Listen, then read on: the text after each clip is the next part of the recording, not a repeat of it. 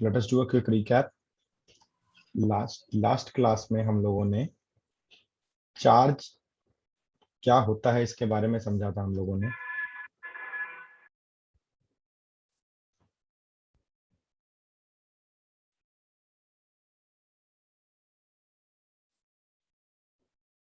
कि चार्ज जो है वो इंट्रिंसिक प्रॉपर्टी है, यानी कि आपका जहां पे आपका इलेक्ट्रॉन ज्यादा हो गया वो नेगेटिव चार्ज हो गया, और ये इलेक्ट्रॉन जहां से निकल के आया, ठीक है, वहां पे इलेक्ट्रॉन कम हो गया डेफिनेटली, तो ये पॉजिटिव चार्ज हो गया। राइट। इसको हमने लास्ट टाइम बहुत डिटेल में एक्सप्लेन किया था।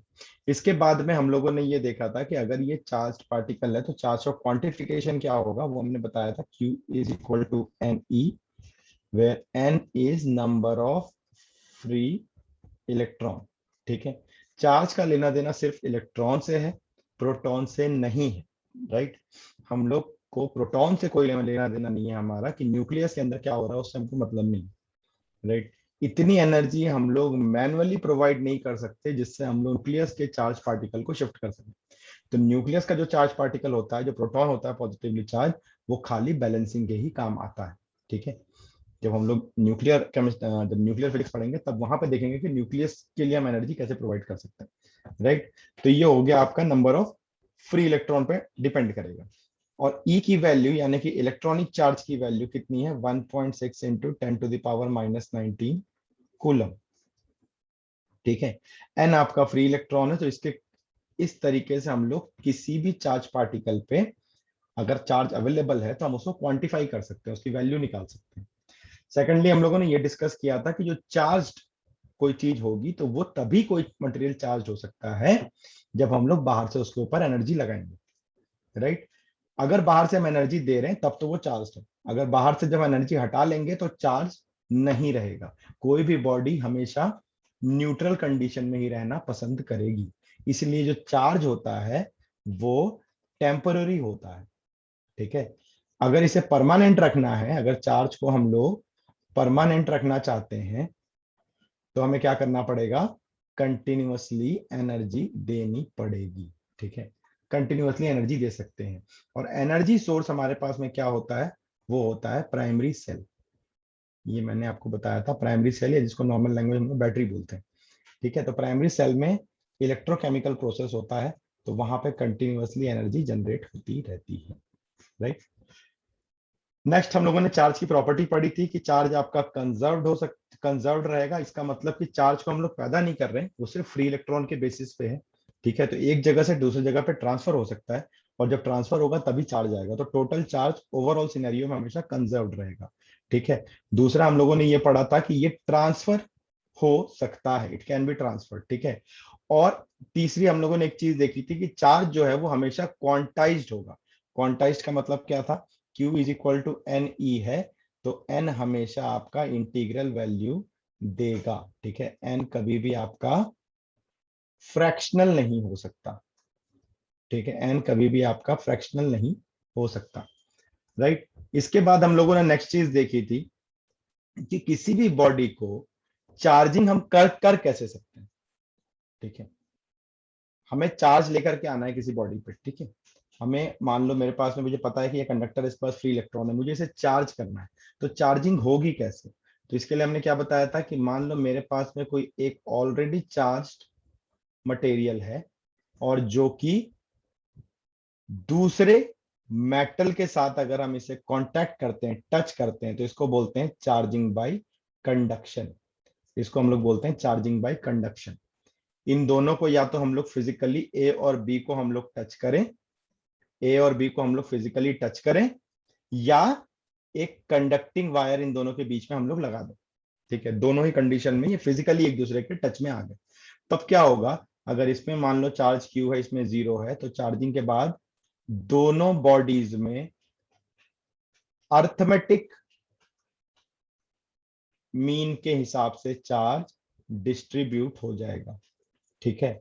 और पोलैरिटी वही लेगा जो पहली बॉडी की चार्ज की पोलैरिटी है। ये सब लास्ट क्लास में हम लोगों ने बहुत डिटेल में डिस्कस किया था। अगर मान लो पहले बॉडी में मेरा पॉजिटिव Q1 है, और इसको मैंने टच किया दूसरी बॉडी पॉजिटिव Q2 से, तो टच करने के थोड़ी देर के बाद दोनों में चार्ज क्या हो जाएगा, Q1 plus Q2 by 2, and Q1 plus Q2/2। ठीक है, और पोलैरिटी क्या होगी, दोनों की पॉजिटिव। अगर मान लो एक में आपका पॉजिटिव Q1 है और दूसरे में आपका -Q2 है, तो उस कंडीशन में ये चार्ज क्या हो जाएगा, Q1 माइनस Q2/2, और दूसरे में भी आ जाएगा Q1 माइनस Q2/2। दूसरी चीज जो हमने बताई थी कि इसमें आपको ध्यान क्या रखना है, ध्यान बस आपको इतना रखना है कि पोलैरिटी किसकी आएगी, जिसका मैग्नीट्यूड ज्यादा होगा। अगर मान लो Q1 का मैग्नीट्यूड Q2 से ज्यादा है तो दोनों ही पॉजिटिव हो जाएंगे। ठीक है, अगर Q2 का मैग्नीट्यूड Q1 से ज्यादा है तो दोनों ही नेगेटिव हो जाएंगे। इसका मतलब अगर हम लोग एक को पॉजिटिवली चार्ज कर रहे हैं, दूसरे को नेगेटिवली चार्ज दिया हुआ है, और दोनों को हम लोग आपस में एक दूसरे से टच कर रहे हैं, तो क्या हो, दोनों के अर्थमेटिक मीन के हिसाब से चार्ज डिस्ट्रीब्यूट हो जाएगा, और पोलैरिटी किसकी लेगा, जिसका मैग्नीट्यूड ज्यादा हो। लास्ट क्लास में इसको हम लोगों ने बहुत डिटेल में ऑलरेडी डिस्कस किया था।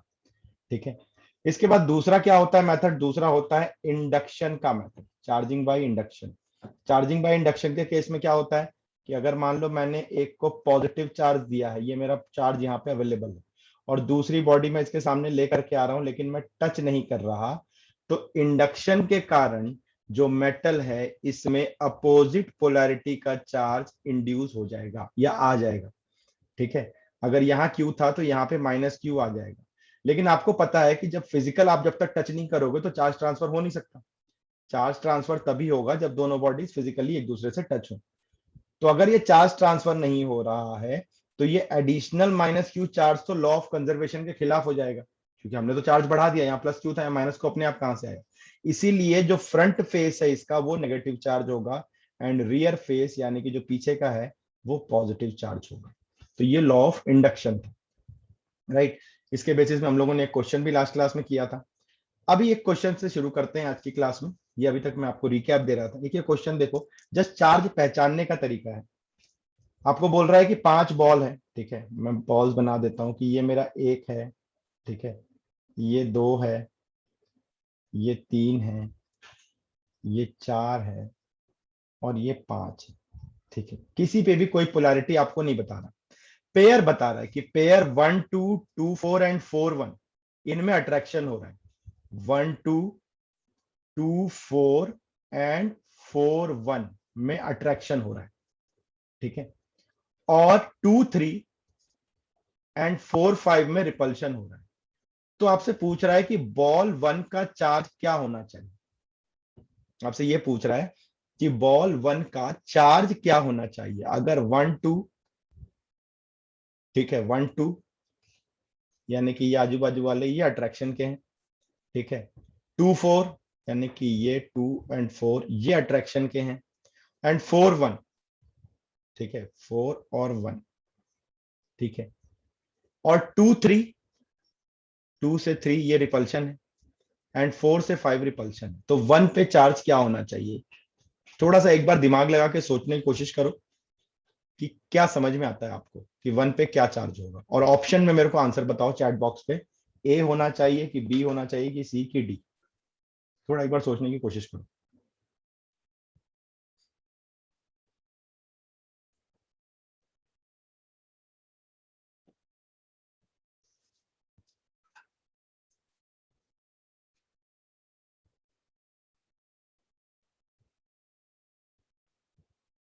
ऑप्शन पे बताओ मेरे को आंसर क्या होगा।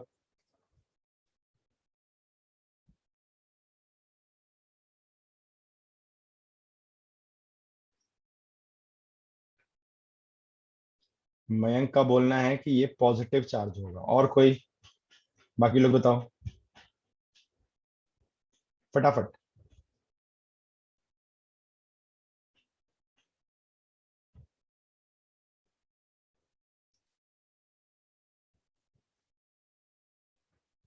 ऋषल का भी बोलना है कि सर पॉजिटिव चार्ज होगा।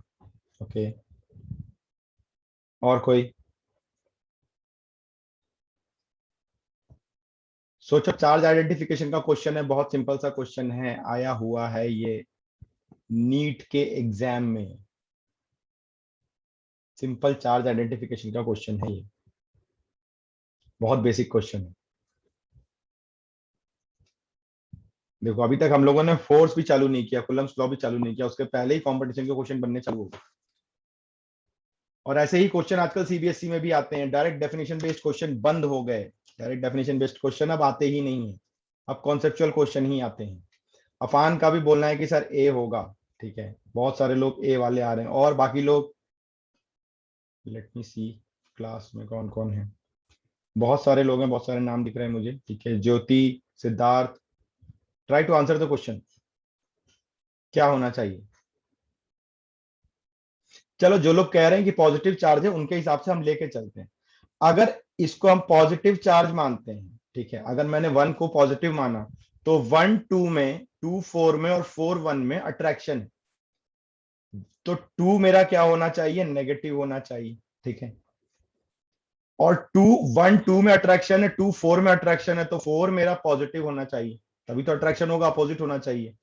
तो 1 4 तो रिपल्शन हो जाएगा ना, तब तो ये ऑप्शन ही कैंसिल हो गया। 4 1 तो अट्रैक्शन दे रहा है यहाँ पे,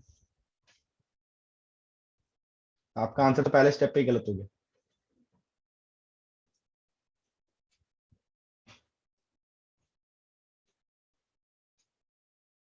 ठीक है, अगर उल्टा कर लेते हैं, अगर नेगेटिव कर लेते हैं 1 को, ठीक है, नेगेटिव करोगे तब भी यही समस्या आएगी, राइट। अब इसका कुछ और करके अगर हम देखें, ठीक है, मान लो 1 के चार्ज की हम बात ही नहीं करते, हम 1 के चार्ज की बात ही नहीं करते, ठीक है, जो 2 4 और 4 1 ये अट्रैक्शन दिखा रहे हैं, 2 4, ठीक है, तो 2 अगर मान लो मेरा पॉजिटिव है तो 4 मेरा नेगेटिव होगा, राइट। 2 मेरा पॉजिटिव है तो 4 जो होगा मेरा वो नेगेटिव होगा,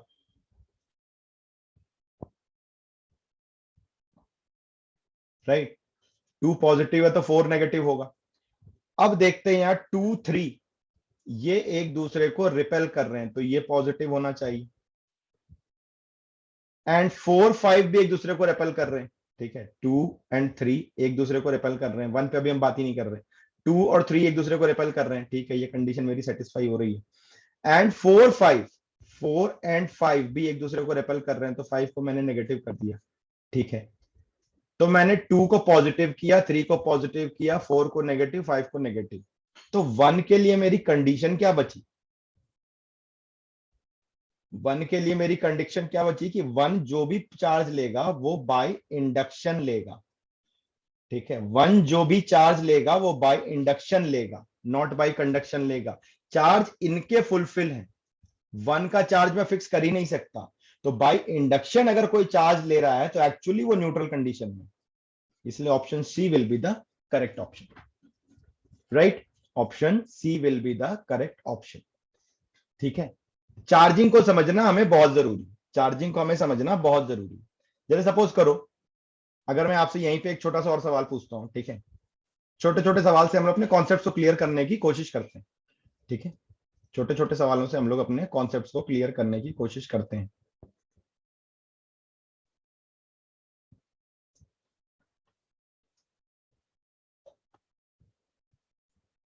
जैसे मान लो अगर मैं बोलूं कि मेरे पास में ये एक कंडक्टर प्लेट है, कुछ इस तरीके का शेप है, और यहां से मेरा एक इलेक्ट्रॉन, ध्यान से सुनना, ये इलेक्ट्रॉन चला आ रहा है, इसकी वेलोसिटी इस ए पॉइंट पे कुछ काइनेटिक एनर्जी के साथ अपनी आ रहा है, और इसकी वेलोसिटी बी पॉइंट पे, ठीक है, सेम होगी,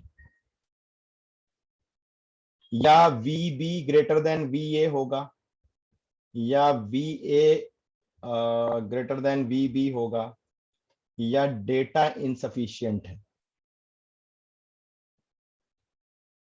ए बी सी डी में आपको आंसर करना है। Again this is the question from NEET examination, ठीक है। सिंपल आपके इंडक्शन और कंडक्शन, कंडक्शन भी नहीं, इंडक्शन फिनोमिना पे ये डिपेंड करेगा, ठीक है। इंडक्शन के हिसाब से सोचो और बताओ कौन सा ऑप्शन सही होना चाहिए, इंडक्शन के हिसाब से सोचो और मेरे को बताओ कि कौन सा ऑप्शन सही होना चाहिए। ये एक कंडक्टर प्लेट है, मतलब टनल जैसा हमने बना दिया एक कंडक्टर का, ठीक है, एल्यूमिनियम का टनल बना दिया, ये सोचो, और एक इलेक्ट्रॉन को हम मूव करवा रहे हैं इस डायरेक्शन में, तो टनल के जस्ट पहले और टनल के जस्ट बाद जो स्पीड होगी उनका रिलेशन आपसे पूछ रहा है, ठीक है, कि कौन सा ज्यादा होगा, दोनों की स्पीड कम होगी, ज्यादा होगी, क्या होगा, राइट, आपको ये बताना है मेरे को।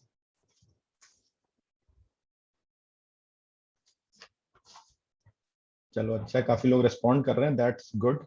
ठीक है,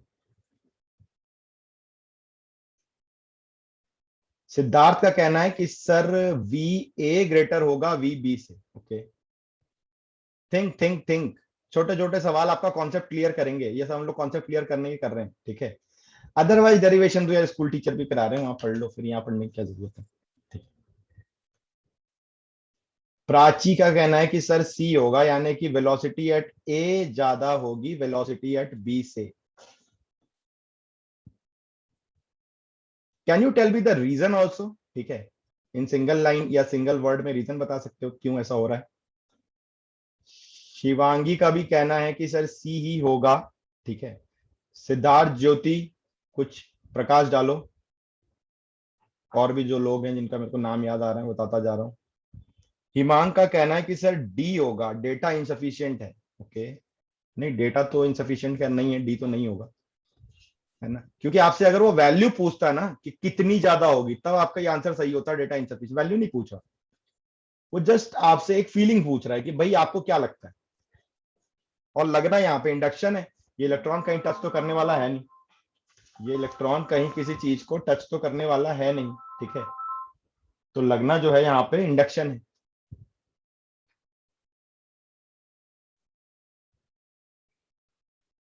बहुत सारे रिस्पॉन्स आ रहे हैं, आई एम फीलिंग गुड। देखो, अगर आप लोग ये बता सको मेरे को थोड़ा सा कि आपका जो आंसर है उसके पीछे का रीजन क्या है, तो थोड़ा और मजा आ जाए, राइट।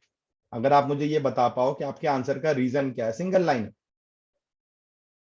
अगर ये नेगेटिव है, अगर ये नेगेटिव है, ठीक है, इलेक्ट्रॉन नेगेटिवली चार्ज पार्टिकल है, अब जैसे जैसे ये इसके पास आएगा अपने सराउंडिंग को ये इंडक्शन से पॉजिटिव करेगा। ठीक है, अपने सराउंडिंग को ये इंडक्शन से पॉजिटिव करेगा ना, जब पॉजिटिव करेगा तो यहां और इलेक्ट्रॉन के बीच में अट्रैक्शन फोर्स लगेगा। अगर अट्रैक्शन फोर्स लगेगा, ठीक है, ये अट्रैक्शन फोर्स आपका जो होगा, ठीक है, बिकॉज ऑफ इंडक्शन,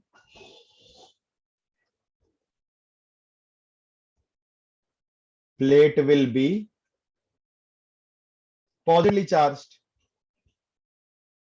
ठीक है, सेकंड स्टेप में क्या होगा, अट्रैक्शन होगा, सेकंड स्टेप में क्या होगा, अट्रैक्शन होगा, राइट।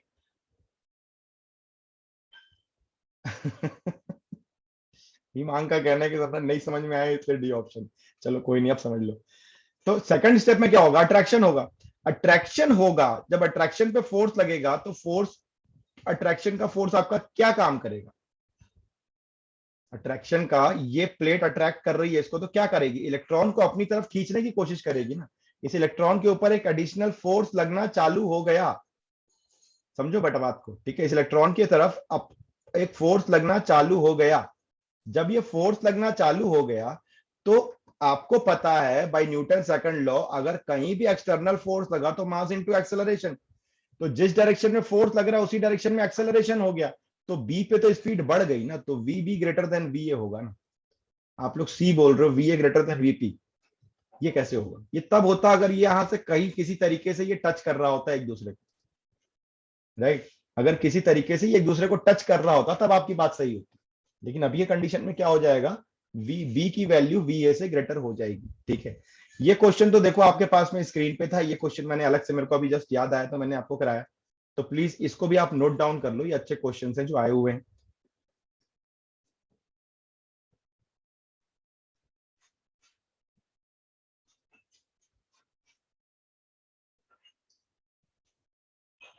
ठीक है, रीजन अगर बेटा सिद्धार्थ सेम है तो फिर आपने शायद बी बोला होगा, मैंने ध्यान नहीं दिया होगा, आई एम सॉरी। ठीक है,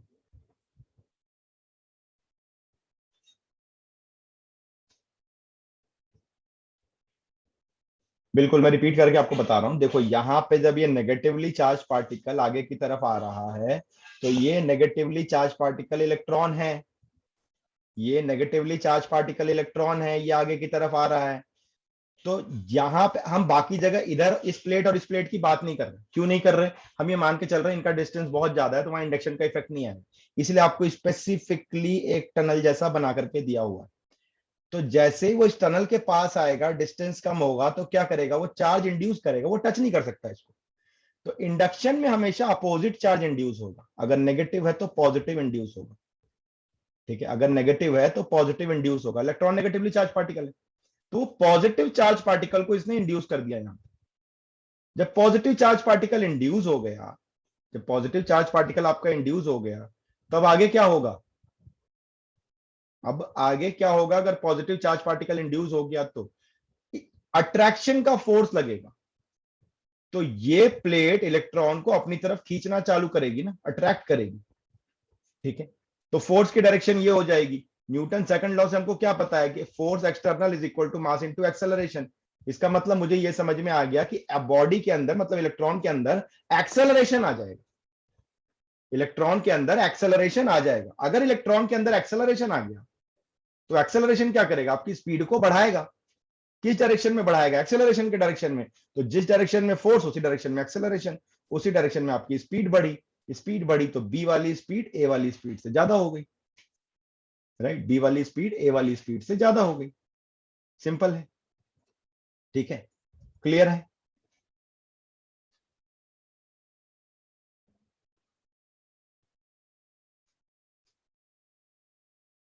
क्लियर हो रहा है? जस्ट रेज योर हैंड, आपको समझ में आ रहा है? Just raise your hand.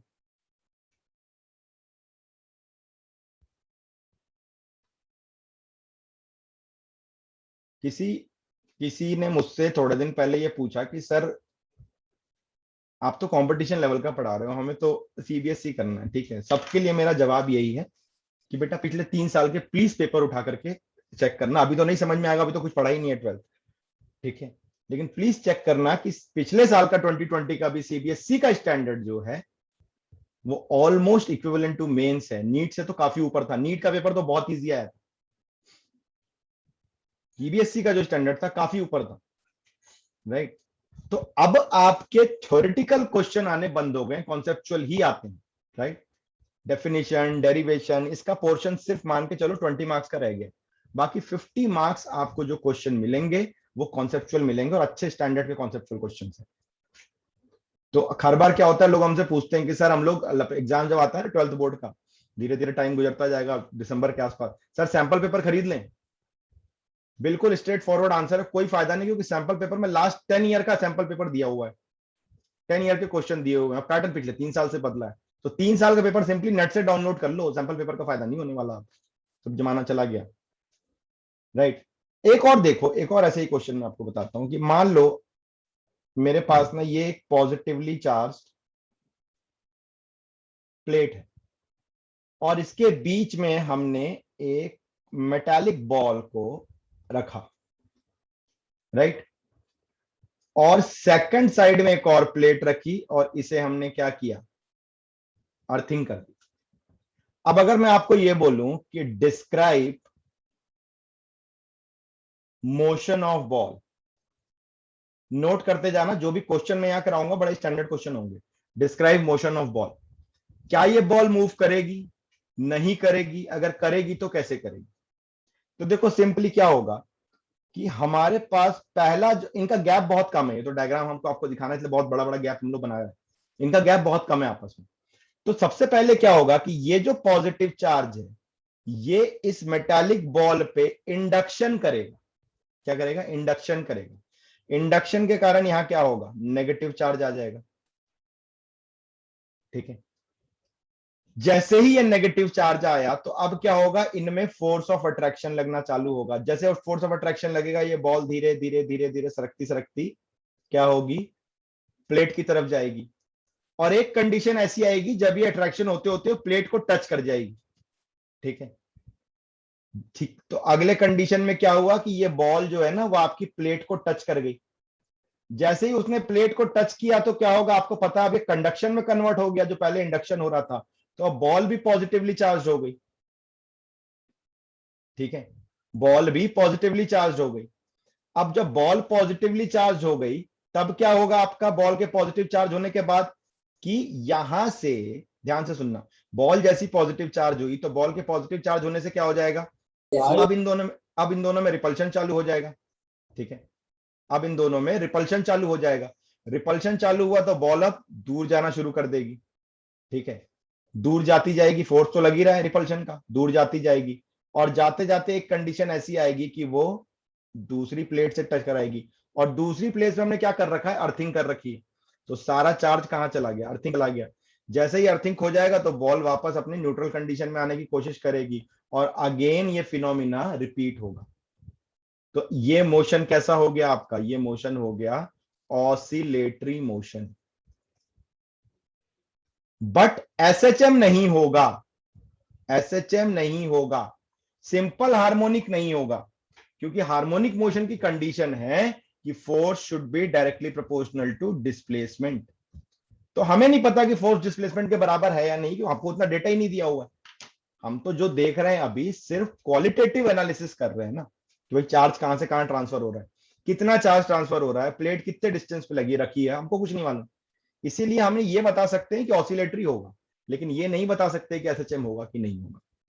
Right, तो इज दिस कॉन्सेप्ट क्लियर, ये क्वेश्चन समझ में आया सबको? जस्ट रेज हैंड करके बताओ, हैंड रेज करके बताओ अगर ये समझ में आया तो फटाफट से।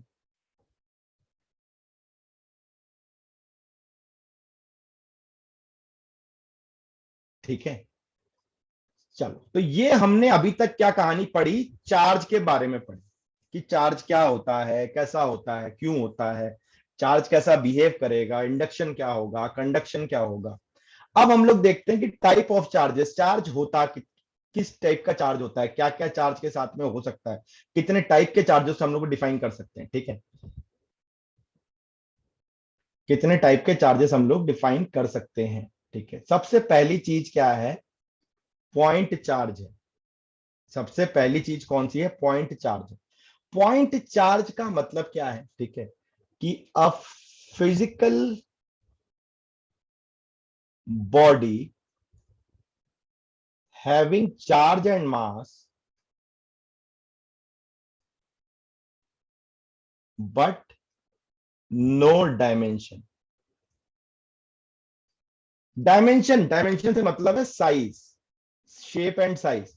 भाई मेरे को लेंथ ब्रेड्थ कुछ नहीं पता, मेरे को पता है इसमें चार्ज, ऐसे करके हम लोग बना देते हैं प्लस क्यू। याद करो क्लास 11th में फ्री बॉडी डायग्राम बनाते थे, ये मास एम है, और ये मास एम भैया क्या है, इसका कुछ साइज है, F is equal to M A होता है साहब। ठीक है, ऐसे फोर्स लगा दिया, बोला F is equal to M A होता है, F external is equal to M A. इस मास का हम लोग कोई भी साइज नहीं डिफाइन करते थे, तो वहां पे हम इसको क्या बोलते थे, पॉइंट मास बोलते थे। राइट, वैसे ही सिमिलरली ऐसा चार्ज जिसका साइज डिफाइन ना किया जाए उसे हम लोग क्या बोलते हैं, पॉइंट चार्ज बोलते हैं। पॉइंट चार्ज एक कॉन्सेप्ट है, समझने की कोशिश करो, ऐसा कुछ रियलिटी में होता नहीं। ठीक है, ऐसी कोई बॉडी आप डिफाइन नहीं कर सकते जिसका शेप एंड साइज ना हो। तो पॉइंट चार्ज एक कॉन्सेप्ट है। ठीक है, ये एक कल्पना थी, किसकी कल्पना थी, कूलम्स की। उन्होंने बताया कि भाई अगर चार्ज है तो वो क्या क्या बिहेव करेगा फोर्सेस में, तो वो एक कॉन्सेप्ट है। जैसे कि हम लोग F is equal to M A बोलते हैं, तो ये एक कॉन्सेप्ट है। राइट, लेकिन आपको पता है कि ऐसी कोई फिजिकल बॉडी आप सोच नहीं सकते जिसका कि साइज ना हो। ठीक है, तो वैसे ही पॉइंट चार्ज एक कॉन्सेप्ट है। दूसरा आता है लीनियरली डिस्ट्रीब्यूटेड चार्ज। इसका मतलब है कि charge distributed over the length. ठीक है, यानी कि जैसे वायर है कोई, हमने वायर ले लिया, इसका लेंथ एल है, राइट, और इस पे मैंने पॉजिटिव चार्ज डाल दिया क्यू, तो ये लीनियरली डिस्ट्रीब्यूट होगा। राइट, तो अगर लीनियरली कोई चीज डिस्ट्रीब्यूट हो रही है, जैसे कि हमारी बॉडी के अंदर में मास डिस्ट्रीब्यूट है, तो डिस्ट्रीब्यूशन ऑफ मास को हम किससे समझते हैं, डेंसिटी से समझते हैं। तो वैसे डिस्ट्रीब्यूशन ऑफ चार्ज को अगर लीनियरली डिस्ट्रीब्यूशन है तो उसको हम लोग क्या बोलेंगे, लीनियर चार्ज डेंसिटी डिफाइन करना पड़ेगा यहां पे। लीनियर चार्ज डेंसिटी, इसको all around the world lambda से डिनोट किया जाता है, और लैम्डा क्या हो जाएगा, Q by L. Linear charge density मतलब टोटल चार्ज को लेंथ से डिवाइड कर दो, तो क्यू की वैल्यू कितनी हो गई, लैम्डा इंटू एल। ठीक है, कब, जब डिस्ट्रीब्यूशन कैसा है, यूनिफॉर्म है। कब, जब मेरा डिस्ट्रीब्यूशन यूनिफॉर्म है। यूनिफॉर्म का मतलब समझते हो, हर कोने में एक जितना डिस्ट्रीब्यूट हुआ है। अगर ये नॉन यूनिफॉर्म होगा, नॉन यूनिफॉर्म होगा, तो हम क्या लिखेंगे, Q is equal to integration of lambda dl. एक छोटा सा लेंथ ले लेंगे डीएल और उसको इंटीग्रेट करके निकालेंगे। ठीक है, अब इसमें कंफ्यूज नहीं होना है कि सर ये इंटीग्रेशन इंटीग्रेशन क्या बता रहे हो, इतना ज्यादा डरने की बात नहीं है, ऐसा कुछ आने वाला नहीं है। ठीक है, ये सिर्फ कॉन्सेप्ट है, आपको समझना पड़ेगा इसको अभी। ठीक है, linearly distributed lambda is not the property, बोल सकते हो lambda is the property of material. Charge intrinsic property है तो लैम्डा तो प्रॉपर्टी होगा ही होगा। ठीक है, लैम्डा तो प्रॉपर्टी होगा ही होगा, राइट। बट जो आप समझना चाह रहे हो, आप मैं जितनी बात आपकी समझ पा रहा हूं, आप जो पूछना चाह रहे हो कि sir lambda property of material है, आप शायद ये पूछना चाह रहे हो कि क्या इसकी वैल्यू फिक्स होगी। ठीक है, जैसे कि हम लोग कई बार कांस्टेंट्स में पहले निकाल चुके हैं, नहीं ऐसा नहीं होगा। लैम्डा एक वेरिएबल क्वांटिटी होगी क्योंकि वो चार्ज को डिनोट कर रही है, तो चार्ज एक वेरिएबल क्वांटिटी। लैम्डा हम सिर्फ डिफाइन कर रहे हैं डिस्ट्रीब्यूशन के लिए। ठीक है, तो पहला हमारा क्या होता है, linear distribution of charge, right. ये कहानी सबको समझ में आई क्या, जरा सा एक बार हैंड रेस करके बेटा बताते जाओ मेरे को प्लीज। एक्नॉलेजमेंट करना बहुत जरूरी है, क्योंकि जितना जल्दी जल्दी आप फास्ट एक्नॉलेज करोगे, उतना मेरे को आसानी होगी सिलेबस को स्मूथ करने में। ठीक है, और इसे ना समझ में आ रहा हो कुछ, वो चैट बॉक्स में लिखता चला जाए। ओके, इसके बाद आता है सुपरफिशियल डिस्ट्रीब्यूशन ऑफ चार्ज। ठीक है, superficial distribution of charge.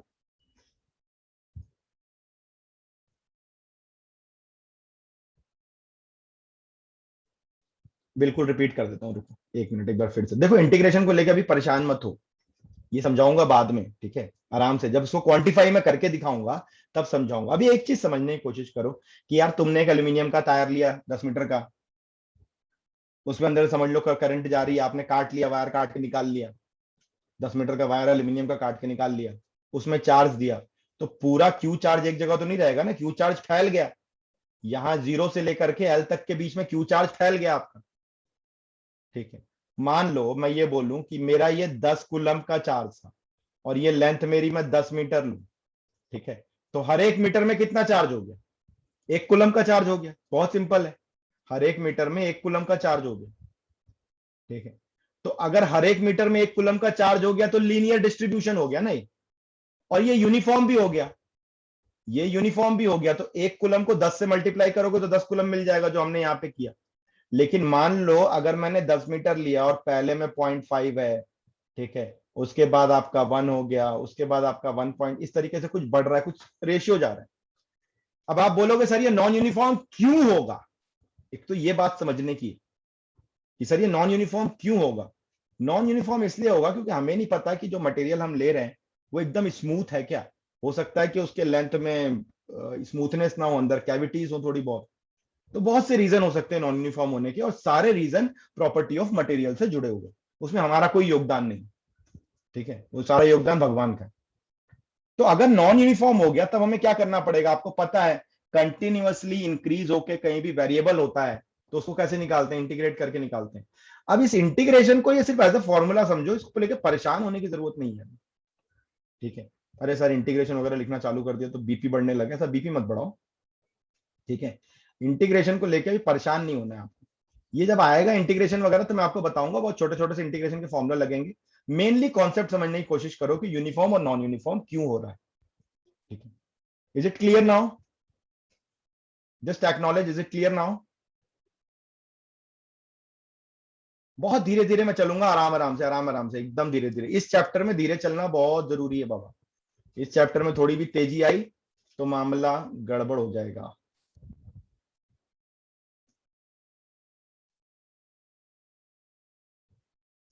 Okay, अब देखो हम लोग आ जाते हैं सुपरफिशियल। सुपरफिशियल ना, कभी भी फिजिक्स में ये सुपरफिशियल वर्ड यूज हो, इसका मतलब हो जाता है एरिया। ठीक है, तो charge distributed across a specific area. अब एरिया में मुझे क्यों पढ़ना है,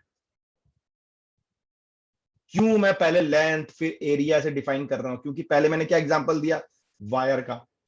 भाई बिजली की तार लगा रहे हैं तो वायर है, तो वायर में लेंथ ही इंपॉर्टेंट है, एरिया इंपॉर्टेंट नहीं है। अब लेकिन मतलब वायर की जगह सपोज करो मेरा प्लेट है। अब प्लेट का कहाँ यूज देखते हो आप, तो आप फट से बोलोगे सर ट्रांसफार्मर देखा होगा आपने, उसमें पतली पतली प्लेट लगी होती है, ठीक है, वहां भी तो बिजली जा रही ना भाई। तो अब देखो ये एरिया आ गया, तो मुझे क्या डिफाइन करना पड़ेगा, एरियल चार्ज डेंसिटी, ठीक है, या इसका दूसरा नाम होता है सरफेस चार्ज डेंसिटी, ठीक है। अब सपोज करो कोई स्क्वायर प्लेट है, थिकनेस बहुत कम है इसकी, लेंथ है ब्रेड्थ है, ठीक है, रेक्टेंगुलर प्लेट ले लो, स्क्वायर प्लेट ले लो, इसका एरिया ए है और चार्ज टोटल क्यू है। तो जो एरिया चार्ज डेंसिटी होता है इसको हम सिग्मा से डिफाइन करते हैं, ठीक है। ये यूनिवर्सल है, ठीक है, हर बुक में आपको सिग्मा ही मिलेगा ये। तो सिग्मा की वैल्यू क्या हो जाएगी, क्यू बाई ए हो जाएगी। तो क्यू कितना चार्ज है आपका, सिग्मा इंटू ए है। अगेन वही कंडीशन लगेगा कि अगर आपका यूनिफॉर्म है तब तो डायरेक्ट एरिया से मल्टीप्लाई कर दो, यूनिफॉर्मली डिस्ट्रीब्यूटेड है तो। चार्ज अगर यूनिफॉर्मली डिस्ट्रीब्यूटेड है तो डायरेक्ट मल्टीप्लाई कर दो। अगर नॉन यूनिफॉर्मली डिस्ट्रीब्यूटेड है, नॉन यूनिफॉर्मली डिस्ट्रीब्यूटेड है, तब क्या हो जाएगा,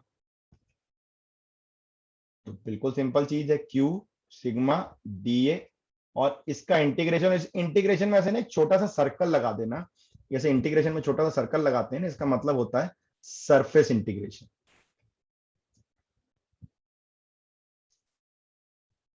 ठीक है।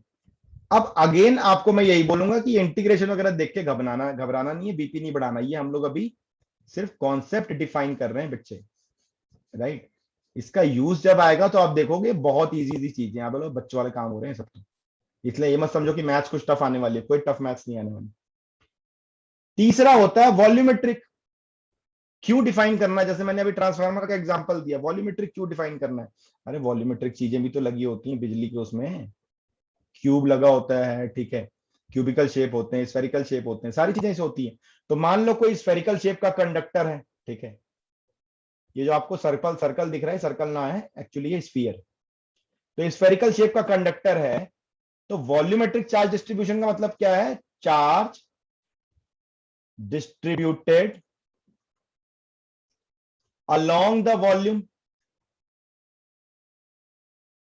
ठीक है। अब इसका वॉल्यूम सपोज करो v है, चार्ज q है, तो यहां पे हम लोग क्या डिफाइन करेंगे, वॉल्यूमेट्रिक चार्ज डेंसिटी।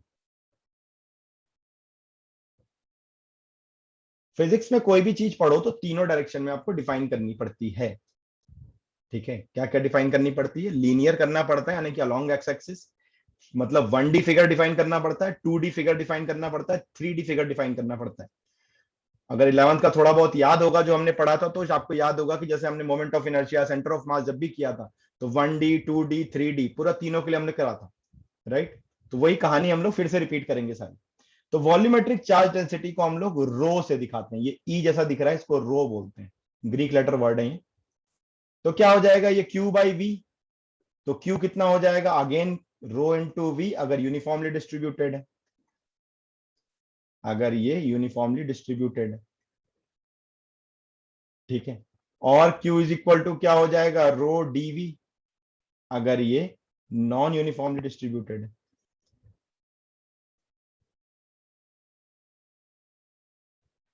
अब देखो इंटीग्रेशन के साथ ऐसा V लगा दिए, इसका मतलब होता है वॉल्यूम इंटीग्रेशन, ठीक है। तो अभी आपको सिर्फ एज ए कॉन्सेप्ट याद रखना है बस, इंटीग्रेशन वगैरह में ऐसा कुछ ज्यादा हाईफाई नहीं आने वाला, राइट। ये कहानी यहां तक की क्लियर है क्या सबको, फटाफट से हैंड रेस कर दो, ये तो सिंपल थ्योरी है, तो इसमें ज्यादा कुछ दिमाग लगाने वाली चीज ही नहीं है ना। दिमाग लगाने वाली जहां चीज आएगी वहां पे हम लोग भरपूर टाइम दिया करेंगे, ये सिंपल थ्योरी है। लेकिन हाँ, इस थ्योरी का यूज बहुत ह्यूज आएगा आगे, क्योंकि हमारे पास जो चैप्टर है वो पॉइंट चार्ज से रिलेटेड बहुत थोड़ा पार्ट है, ज्यादातर चार्ज जो हम लोग पढ़ेंगे वो डिस्ट्रीब्यूटेड चार्ज ही पढ़ेंगे, ठीक है। तो इसका यूज बहुत आगे आने वाला है, आपको अभी सिर्फ ये समझना है होता क्या है, ठीक है, ओके। तो ये हो गया हमारे चार्ज की सारी कहानी हमने समझ ली कि चार्ज क्या होता है, कैसे पैदा होता है, ठीक है, क्या अपने पड़ोसी के ऊपर क्या इफेक्ट डालता है अगर कंडक्टर हो तो, ठीक है, कैसे ट्रांसफर होता है एक बॉडी से दूसरी बॉडी में, कैसा बिहेव करता है, इंडक्शन क्या होता है, कंडक्शन क्या होता है, राइट। उसके बाद कितने टाइप से हम इसको डिफाइन कर सकते हैं, चार्ज की हमने सारी कहानी समझ ली बहुत डिटेल में, ठीक है। अब इसके बाद हम लोग कहानी समझना चालू करेंगे कूलम्स लॉ की, right. What is the meaning of Coulomb's law, ठीक है, क्या है ये, कौन थे ये बाबा जी और इन्होंने क्या कहानी बताई। तो इन्होंने ये बताया कि अगर दो चार्ज पार्टिकल पॉइंट चार्ज है ना, समझना Coulomb's law basically valid for point charges only, जैसा न्यूटन्स लॉ था वैसे ही कूलम्स लॉ, वहां पॉइंट मास के लिए डिफाइन करते थे, यहाँ पॉइंट चार्ज के लिए करेंगे। तो ये हो गया Q1 चार्ज, ये हो गया Q2 चार्ज,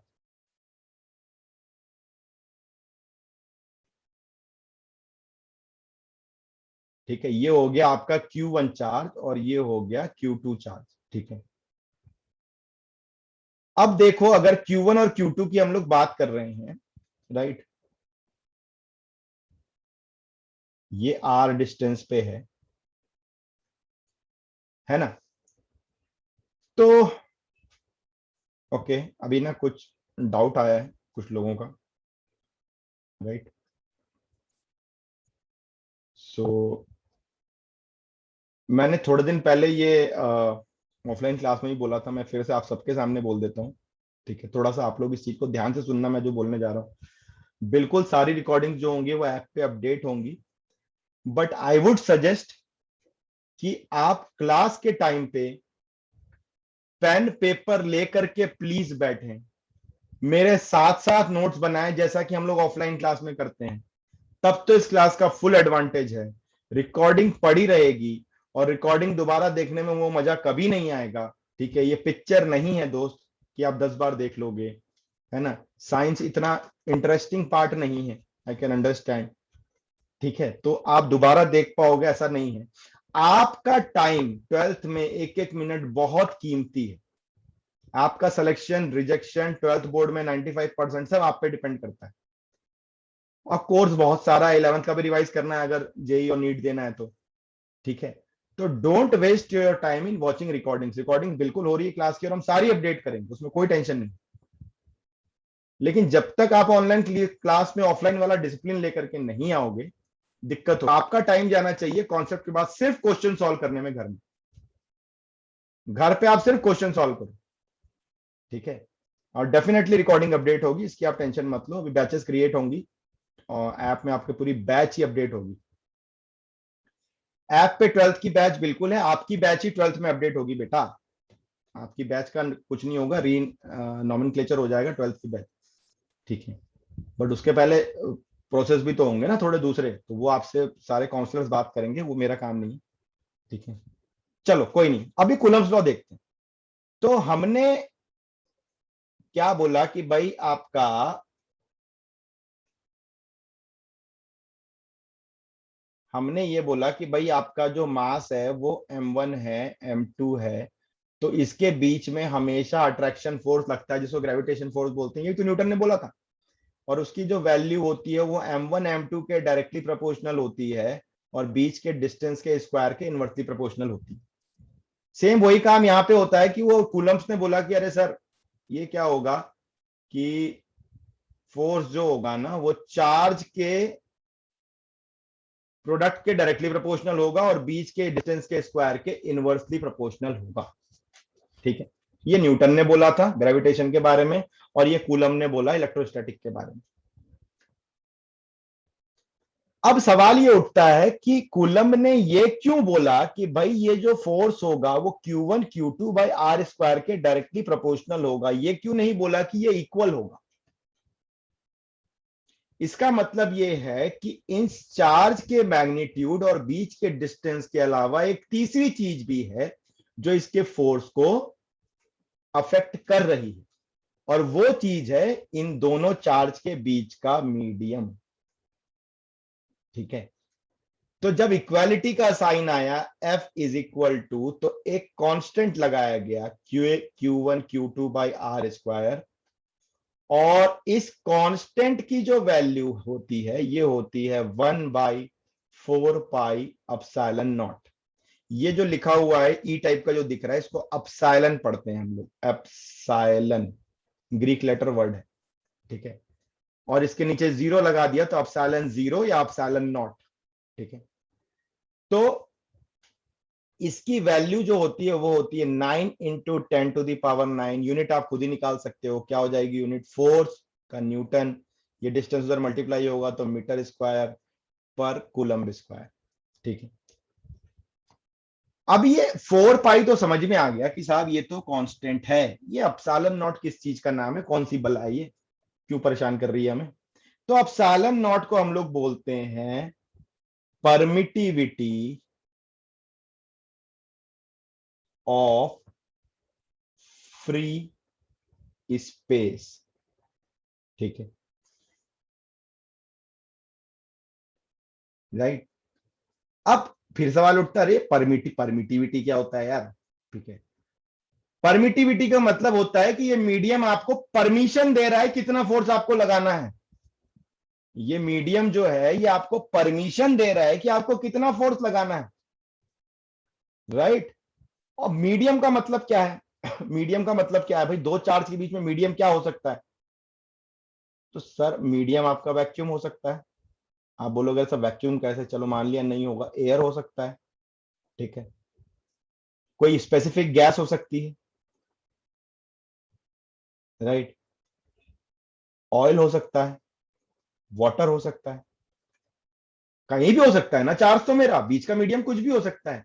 लेकिन जब मीडियम चेंज, अच्छा मीडियम को चेंज करने से ऐसा क्या हो जाता है यार, मीडियम को हमने चेंज कर दिया तो ऐसा क्या फर्क पड़ जाता है चार्ज में, चार्ज तो इसका Q1 इसके पास है, इसका Q2 इसके पास है। अरे भाई ये नेचुरल फोर्सेस हैं, ये वो फोर्सेस है जो हम नहीं लगा रहे। देखो आदमी जो फोर्स लगाएगा, हमारी कैपेसिटी नेचर के कंपैरिजन में बहुत कमजोर है हम लोग, और ये तो आपको कोरोना वायरस से ही समझ में आ गया होगा। 21st सेंचुरी में जहां हम लोग बात कर रहे हैं कि हम लोग एलन एलन मस्क का नाम आप सबने सुना होगा, सुना है नहीं सुना, जल्दी बताओ, है ना। एलन मस्क का आपने नाम सुना होगा, ठीक है, कि एलन मस्क भाई साहब ने डिक्लेयर किया है कि 2025 तक वो मार्स में कॉलोनी डेवलप करेंगे। मार्स पे और मून पे वो कॉलोनी डेवलप करेंगे और वहां पे लोग जाके रह सकेंगे, उनको पूरी फैसिलिटी दी जाएगी रहने की। तो इतने बड़े जब हम लोग साइंटिफिक एडवांसमेंट की बात कर रहे हैं, उस कंडीशन में एक वायरस आता है और 1.5 साल से पूरी दुनिया जूझ रही है, ठीक है, और अभी तक हमारे पास इसका कोई स्पेसिफिक इलाज नहीं। तो नाउ यू कैन अंडरस्टैंड कि we are so powerless in front of nature. Nature के सामने हम लोग बिल्कुल ही वीक हैं अभी भी।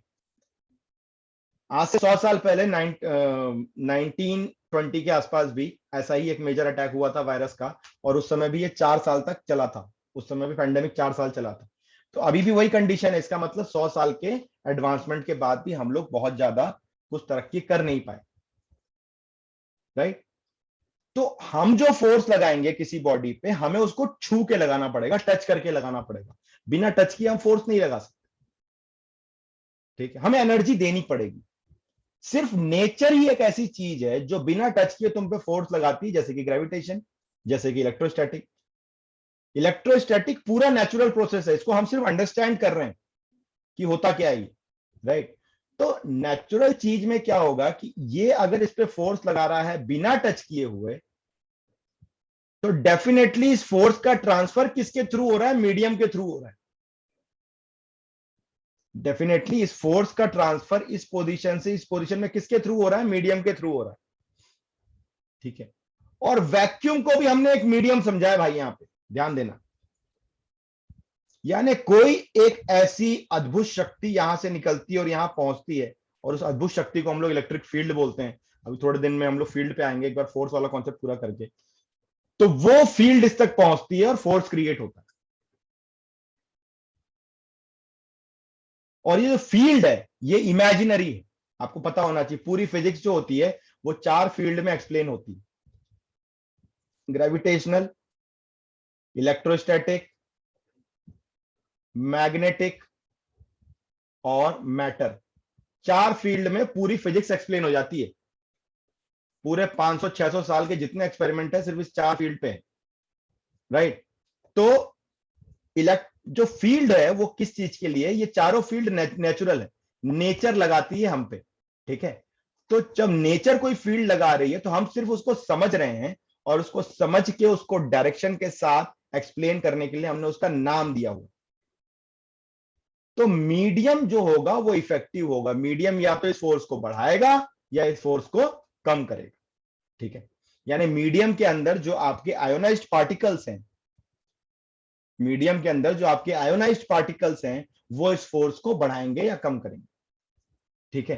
तो उसी मीडियम जो परमिशन देता है आपको फोर्स लगाने की, उसको बोलते हैं हम लोग परमिटिविटी। तो epsilon not is the permittivity of free space या permittivity of vacuum. Permittivity of vacuum and air same होता है आपका, परमिटिविटी ऑफ वैक्यूम या एयर, इनको हम लोग सेम ही मानते हैं, ठीक है। तो आप एप्सिलॉन नॉट को हम क्या बोलेंगे, परमिटिविटी। तो कुल मिला के आप ओवरऑल फोर्स को क्या लिख सकते हो, F is equal to 1/4 pi epsilon naught Q1 Q2 by R square, ठीक है। तो मैंने यहां बोला परमिटिविटी ऑफ फ्री स्पेस, आपके डेफिनेटली दिमाग में आ रहा होगा, अच्छा मीडियम चेंज हो गया तो क्या होगा ये बताओ, फिर अभी पढ़ेंगे उसके बारे में, मीडियम चेंज होगा तो क्या होगा, ठीक है। इज इट क्लियर सो फार, समझ में आ रहा है कुछ कूलम्स लॉ, फटाफट हैंड रेस करके बताओ।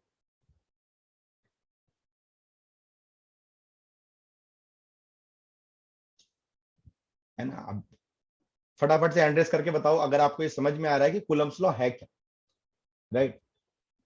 अभी हम लोग सिर्फ इसको समझ रहे हैं, मतलब हम क्या कोशिश कर रहे हैं, हम कोशिश ये कर रहे हैं कि जो स्टेटमेंट दिया है ना कूलम, कूलम्स लॉ, मैंने क्लास 11th में आप लोगों को बहुत डिटेल में एक्सप्लेन करके बताया था कि फिजिक्स में अलग अलग तरीके टर्मिनोलॉजी होगी, लॉ, थ्योरम्स, ठीक है, हाइपोथेसिस, है ना। तो ये अलग अलग थ्योरीज हैं। तो लॉ उस चीज को बोला जाता है जो किसी साइंटिस्ट ने अपने ऑब्जर्वेशन को मैथमेटिकली एक्सप्लेन किया है। तो अभी हम लोग सिर्फ वो समझ रहे हैं कि कूलम ने एक्चुअली स्टेटमेंट्स क्या दी और किस बेसिस पे दी। अब इसकी डिटेल में हम लोग चीरफाड़ करेंगे, ठीक है। अब एक एक करके हम इसकी चीरफाड़ करेंगे, राइट, क्लियर है, ओके। अब आगे बढ़ते हैं हम लोग कि अगर ये फोर्स है, ठीक है, तो ये फोर्स कैसा कैसा होगा, पहले तो ये समझते हैं, वेक्टर फॉर्म थोड़ा बाद में देखते हैं। कि अगर मान लो ये मेरा पॉजिटिव चार्ज है और ये मेरा पॉजिटिव चार्ज है, ये Q1 है ये Q2 है, तो दो पॉजिटिव चार्ज के बीच में जो फोर्स लगेगा वो कैसा लगेगा, रिपल्शन का लगेगा, ठीक है। ये बॉडी नंबर 2 है, ये बॉडी नंबर 1 है, तो इसको हम लोग लिखेंगे 2 पे 1 के कारण फोर्स, फोर्स वेक्टर क्वांटिटी है, और इसको लिखेंगे 1 पे 2 के कारण फोर्स, ठीक है। तो फोर्स कैसा होगा आपका, रिपल्सिव इन नेचर होगा, यानी एक दूसरे को धक्का मारेगा दूर एक दूसरे से, ठीक है, एक दूसरे से दूर दूर धक्का मारेंगे। अगर मान लो ये नेगेटिव है और ये भी नेगेटिव है, तभी भी आपका फोर्स जो होगा वो रिपल्सिव ही होगा, ठीक है। सेम पोलैरिटी हमेशा रिपेल करेंगी एक दूसरे को, ये F21 होगा और ये F12 होगा, ठीक है। तभी भी फोर्स रिपल्सिव ही होगा, बीच का डिस्टेंस R ले लेते हैं हम लोग, ठीक है। अगर एक पॉजिटिव है और एक नेगेटिव है, तब ये फोर्स आपका अट्रैक्टिव हो जाएगा, ठीक है। ये 1-2 हो गया और ये आपका 2-1 हो गया, इस कंडीशन में भी रिपल्सिव है और इस कंडीशन में अट्रैक्टिव हो गया, यानी एक दूसरे को खींचेंगे, राइट। और इस फोर्स का मैग्नीट्यूड कितना हो जाएगा, 1/4 pi epsilon naught Q1 Q2 by R square, ये इसका मैग्नीट्यूड हो गया, राइट। ये इसका मैग्नीट्यूड हो गया। F12 और F21 मैग्नीट्यूड वाइज आपस में इक्वल होंगे, ठीक है। नोट करते जाना बेटा, ऐसे ही बहुत डिटेल में नोट करोगे, जितना डिटेल में नोट करोगे अच्छे से, उतना आपका काम फ्यूचर में आसान होता जाएगा, क्योंकि बहुत छोटे छोटे से पॉइंट आएंगे जो याद रखने हैं इस चैप्टर में, भूल जाते हैं लोग, ठीक है। और इसी में आपकी मैकेनिक्स भी लगेगी, अभी मैं कूलम्स लॉ का पूरा मैकेनिज्म कराऊंगा तो मैकेनिक्स भी लग जाएगी इसी के अंदर। ठीक है, जो हमने क्लास 11th में पढ़ी थी। Is it clear? ये समझ में आ रहा है पार्ट? बोलोगे सर ये तो हमें बचपन से पता था कि सेम अट्रैक्शन होता है, सेम फोर्स में रिपल्शन, सेम पोलैरिटी में रिपल्शन होता है, अपोजिट पोलैरिटी में अट्रैक्शन होता है, तो मतलब ये छोटी सी बात बता के क्यों हीरो बन रहे हो आप? राइट? नोट करते जाओ, नोट करना जरूरी, क्योंकि ये छोटे छोटे पॉइंट में भी आप कंफ्यूज होगे। अभी हम लोग फोर्स के क्वेश्चंस भी करेंगे, आप देखोगे छोटे छोटे पॉइंट में भी आप कंफ्यूज होगे। ठीक है, तो आज की कहानी यहां तक कि कितने लोगों को समझ में आई है, कितने प्रतिशत भारतीय हैं जो आज की कहानी से कन्विंस हैं अभी तक कि हाँ कुछ किया है? ठीक है,